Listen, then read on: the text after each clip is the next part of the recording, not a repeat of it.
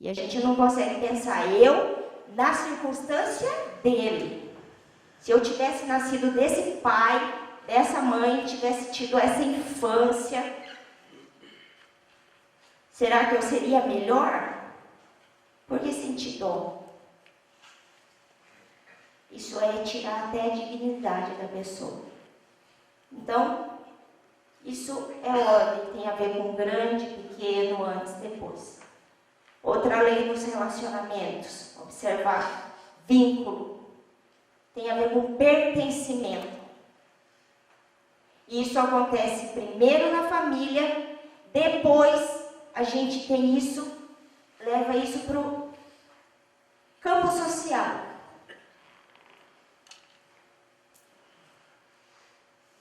Doenças têm a ver com pertencimento. Por exemplo, se a minha mãe teve câncer, se a minha irmã teve câncer, se a minha avó teve câncer, se eu sou da família, é uma maneira de eu me sentir pertencente. De uma maneira inconsciente, no sistema nervoso autônomo, uma memória celular.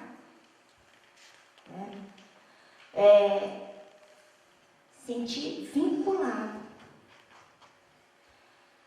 Quando eu não me sinto pertencente, a gente tem muita essa mania. Então, eu tinha essa mania. Eu sou ovelha negra, eu não sou da minha família, eu sou diferente.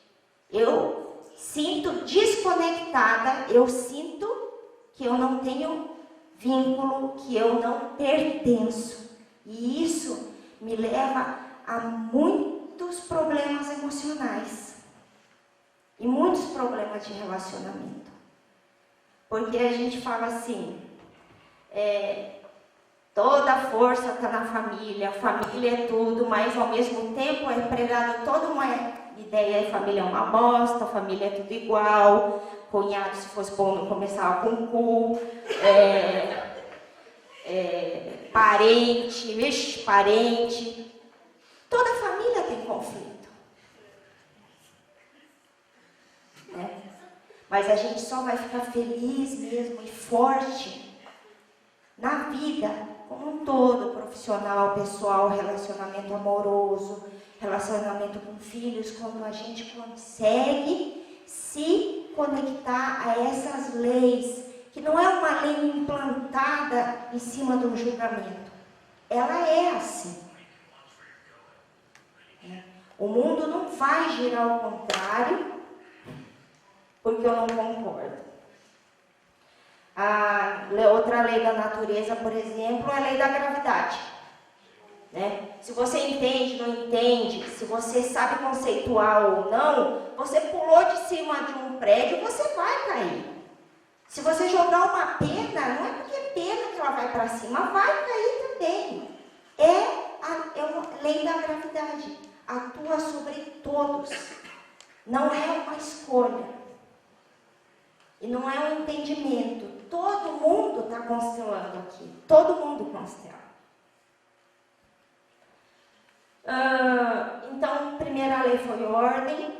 Tem a ver com grande e pequeno. Tem a ver com antes e depois. E a gente pode detectar isso em muitas questões. Por exemplo, na fila do pão. Tudo tem uma ordem na linha do tempo. E quando alguém atravessa isso, o mal-estar que dá. Como começa uma coisa ruim. Vínculo tem a ver com pertencimento, com conexão e compensação. É a terceira lei. Compensação. Tem a ver com o dar e tomar. Não é receber. Receber é uma palavra que subentende passivo. Você não fez nada e a coisa chegou para você. É tomar. Tem a ver com dar, uma atitude é ativo. E o tomar, uma atitude também. Não receber. Mas dentro da nossa cultura, essa palavra Parece ruim. Tomar. Né? E tem a ver com o que a Poliana falou, que a gente tem a dificuldade de receber. Mas a gente tem mais do que isso. A gente tem dificuldade de tomar. Por exemplo, eu recebi a minha vida. Agora, percebe, eu tomo a minha vida. É mais ativo essa palavra. Esse dar e tomar tem a ver com o que nos conecta, o que nos prende. Por exemplo, marido e mulher. Né? Quando eu dou uma coisa boa para ele, ele se sente pesado. Ele tem sente uma necessidade inconsciente de troca. Então, ele dá alguma coisa para mim. Dar e tomar. E enquanto tiver esse jogo, o relacionamento permanece. O que acontece?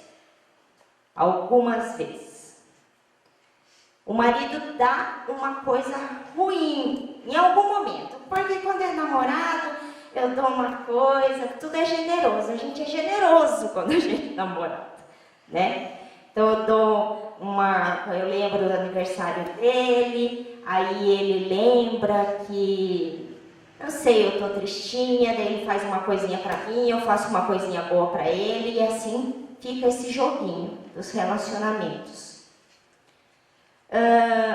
O marido faz uma coisa ruim. Por exemplo, ele trai a mulher.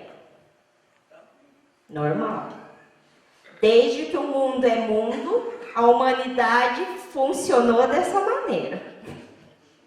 Não acontece só na minha família, como é um jeito, é um fenômeno, é um acontecimento da humanidade. Né? Então, eu sinto pesado, e eu quero devolver. Só que daí entra numa troca negativa. Ele faz uma coisa ruim para mim, eu faço para ele um ruim um pouco pior. Aí ele faz um ruim um pouco pior. E a gente se mantém conectado. Separa de corpos, mas vira aquele inferno. Porque não saiu do jogo, não equilibrou. Como que dá para equilibrar? Eu faço para ele uma coisa ruim um pouco menos pior. Ele sente mais leve, faz um pouco para mim, um pouco menos pior. E até que a gente chegue num momento que a gente consiga fazer. Agora eu faço para você um pouco melhor, um pouco melhor, um pouco melhor.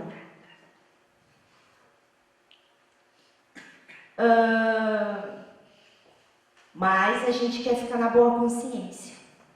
Eu sei que meu marido me trai, mas eu sou uma pessoa boa. Eu não sou vingativa.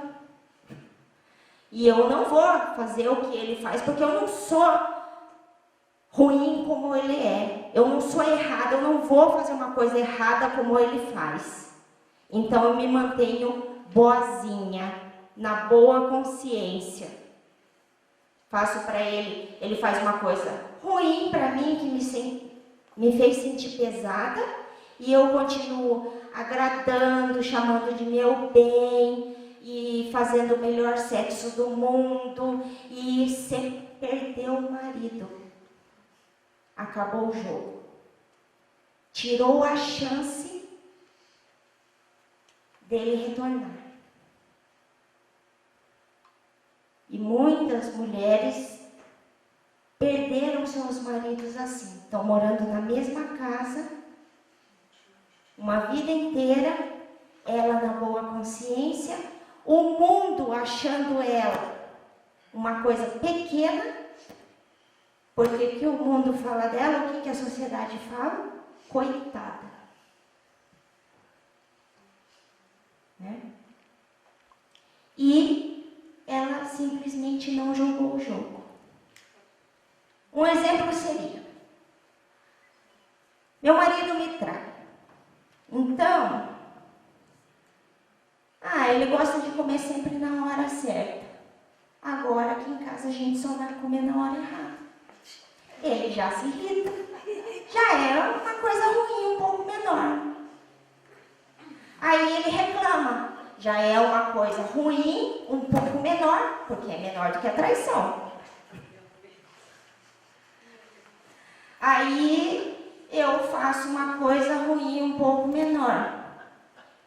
No aniversário dele, eu vou fingir que eu não lembrei. É uma coisa ruim, um pouco menor.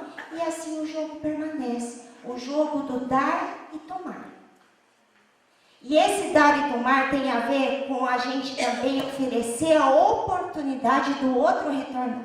Por exemplo, eu tenho uma secretária doméstica, né? Porque, nossa, a coisa vai mudando, que a gente não pode nem falar o nome das coisas como a gente sempre fala, né?